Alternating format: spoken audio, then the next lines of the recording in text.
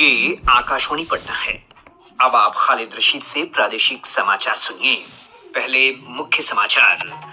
राष्ट्रपति द्रौपदी मुर्मू ने कहा, राज्यों के समावेशी और निरंतर विकास पर देश का विकास निर्भर।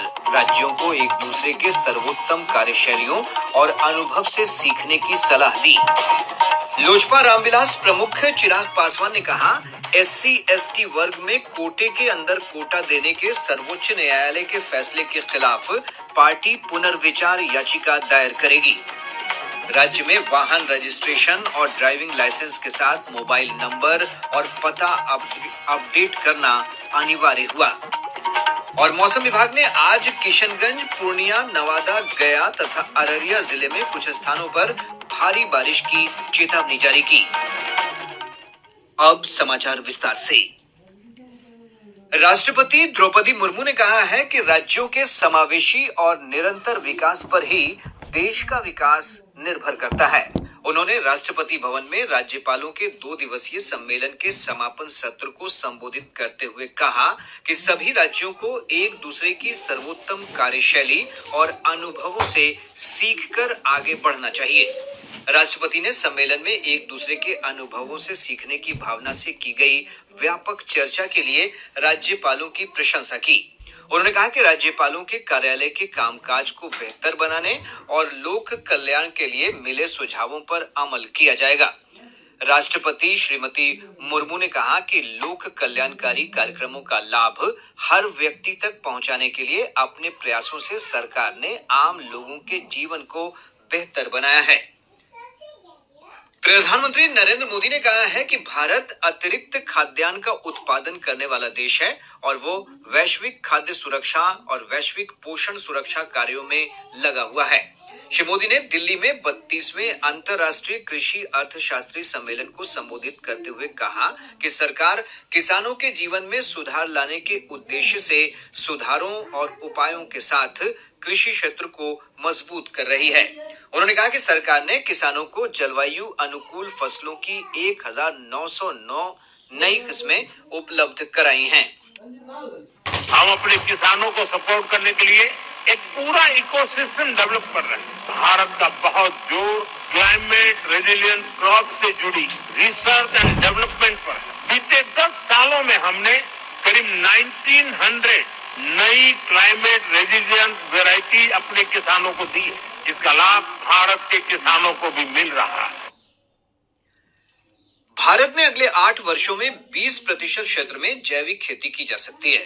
नीति आयोग के सदस्य और कृषि अर्थशास्त्रियों के अंतर्राष्ट्रीय सम्मेलन के अध्यक्ष प्रोफेसर रमेश चंद्र ने आकाशवाणी समाचार से विशेष बातचीत में कहा कि प्राकृतिक तथा जैविक खेती में वैज्ञानिक तरीकों का इस्तेमाल किया जाना चाहिए।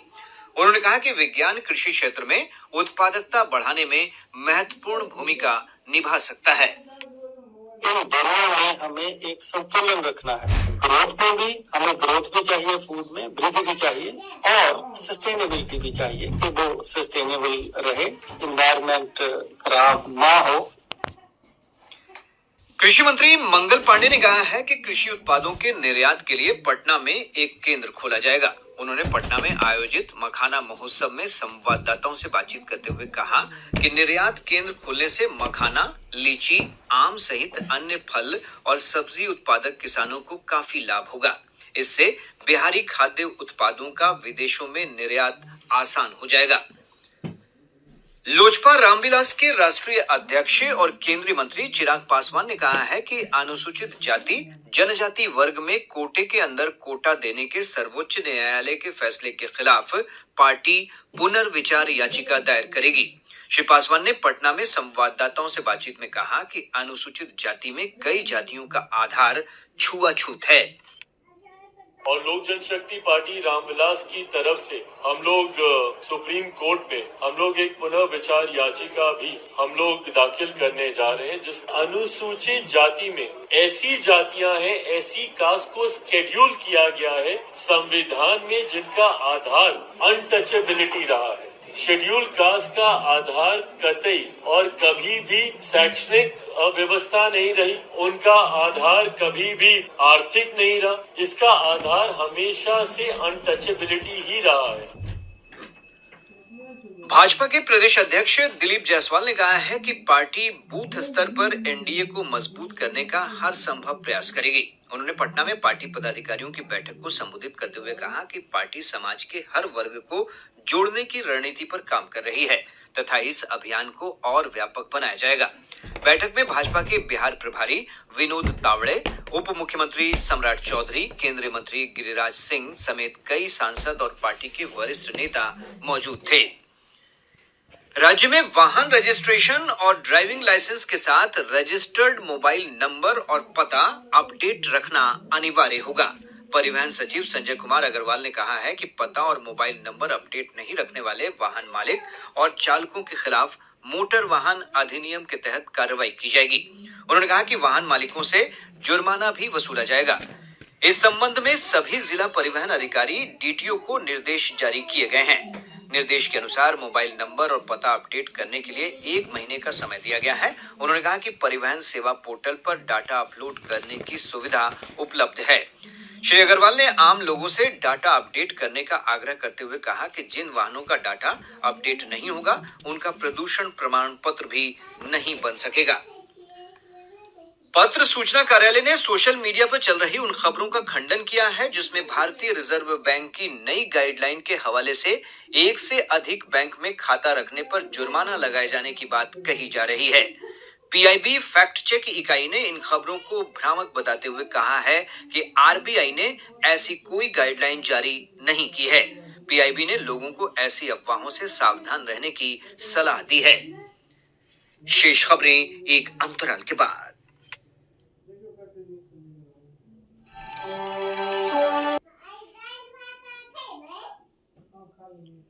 प्रादेशिक समाचार आप आकाशवाणी पटना से सुन रहे हैं।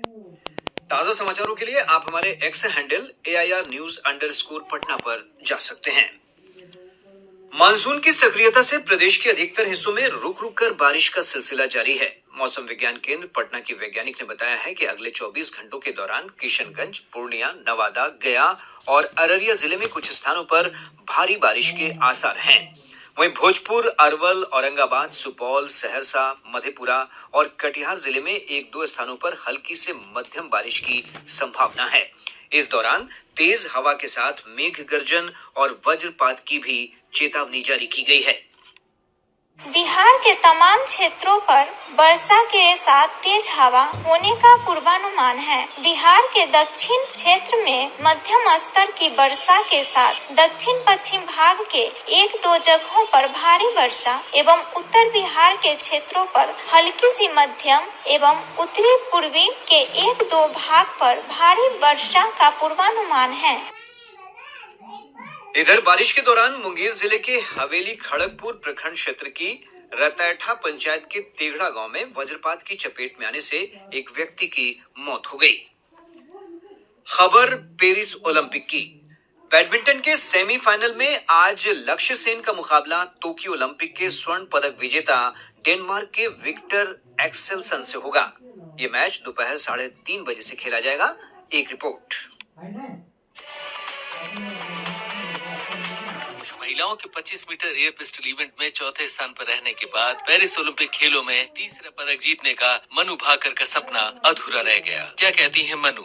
If you take it in a hurting manner, then this just gave me, motivation to work even harder for the next one. पुरुषों के 71 किलो भार वर्ग में गेंदबाजी में निशांत देव अपना क्वार्टर फाइनल बाउट मैक्सिको के मार्को अलोंसो वर्डे अल्वारेज से 4-1 से हार गए। निशांत ने कहा, 2028 ओलंपिक में दोबारा से मेहनत करके वापस लौटेंगे। बैडमिंटन में पुरुषों की सिंगल्स स्पर्धा में लक्ष्य सेन का मुकाबला आज दोपहर डेनमार्क के विक्टर एक्सेलसन से होगा। पुरुषों की गोल्फ स्पर्धा में व्यक्तिगत स्ट्रोक प्ले में आज गगनजीत भुल्लर और शुभंकर मिश्रा हिस्सा लेंगे। राउंड होगा चौथा। निशानेबाजी की पुरुषों की 25 मीटर रैपिड फायर पिस्टल स्पर्धा के मुकाबलों में विजयवीर सिद्धू और अनीश भानवाला आज शूटिंग रेंज में होंगे। महिलाओं की स्कीट क्वालिफिकेशन स्पर्धा में माहेश्वरी चौहान और रईजा ढिल्लो भी भारत का प्रतिनिधित्व करेंगी। पुरुष हॉकी के क्वार्टर फाइनल में भारत के सामने होगी ब्रिटेन की टीम। आकाशवाणी पर आज दोपहर 1:30 बजे इसकी कमेंट्री सुनना न भूलें। मुक्केबाजी में लोवलीना बोरगोइन महिलाओं के 75 किलो के क्वार्टर फाइनल में रिंग में उतरेंगी। सेलिंग में नेत्रा कुमानन महिलाओं की डिंगी में 7वीं और 8वीं रेस लगाएंगी। पुरुष वर्ग में विष्णु सर्वनन भी डिंगी की 7वीं और 8वीं रेस लगाने उतरेंगे।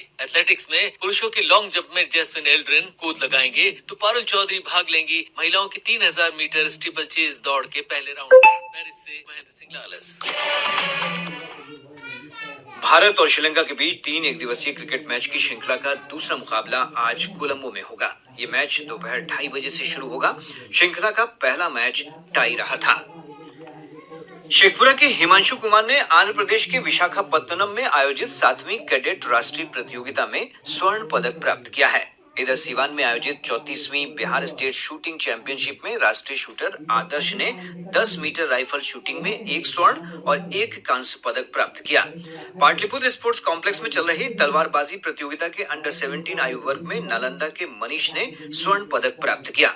दूसरी ओर अंडर 14 बालिका वर्ग में पुष्पांजलि ने स्वर्ण पदक जीता। बिहार संग्रहालय को पूर्वी क्षेत्र के सर्वश्रेष्ठ संग्रहालय के खिताब से नवाजा गया है। संस्कृति मंत्रालय द्वारा नई दिल्ली के भारत मंडपम में आयोजित युग युगीन भारत म्यूजियम कार्यक्रम में बिहार को यह पुरस्कार प्रदान किया गया। अब बिहार से प्रकाशित प्रमुख समाचार पत्रों की सुर्खियां। आज के सभी समाचार पत्रों ने अलग अलग खबरों को प्रमुखता से प्रकाशित किया है।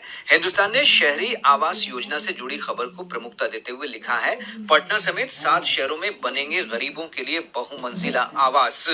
दैनिक जागरण ने सर्वोच्च न्यायालय के मुख्य न्यायाधीश DY चंद्रचूड़ के बयान के हवाले से लिखा है, लोग अदालती प्रक्रिया से इतना त्रस्त होते हैं कि हर हाल में चाहते हैं समझौता।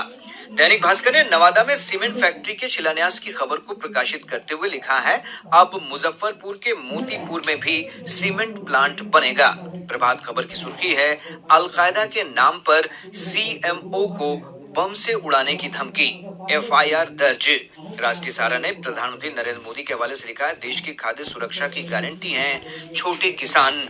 आज अखबार लिखता है, शिक्षा सेवा के अधिकारियों से छीना RTDE का पद। और अब अंत में मुख्य समाचार एक बार फिर। राष्ट्रपति द्रौपदी मुर्मू ने कहा, राज्यों के समावेशी और निरंतर विकास पर देश का विकास निर्भर है। राज्यों को एक दूसरे के सर्वोत्तम कार्यशैलियों और अनुभव से सीखने की सलाह दी। लोजपा रामविलास प्रमुख चिराग पासवान ने कहा, SC/ST वर्ग में कोटे के अंदर कोटा देने के सर्वोच्च न्यायालय के फैसले के खिलाफ पार्टी पुनर्विचार याचिका दायर करेगी। राज्य में वाहन रजिस्ट्रेशन और ड्राइविंग लाइसेंस के साथ मोबाइल नंबर और पता अपडेट करना अनिवार्य हुआ। और मौसम विभाग ने आज किशनगंज, पूर्णिया, नवादा, गया तथा अररिया जिले में कुछ स्थानों पर भारी बारिश की चेतावनी जारी की। इसके साथ ही आकाशवाणी पटना से प्रसारित प्रादेशिक समाचार का ये अंक समाप्त हुआ।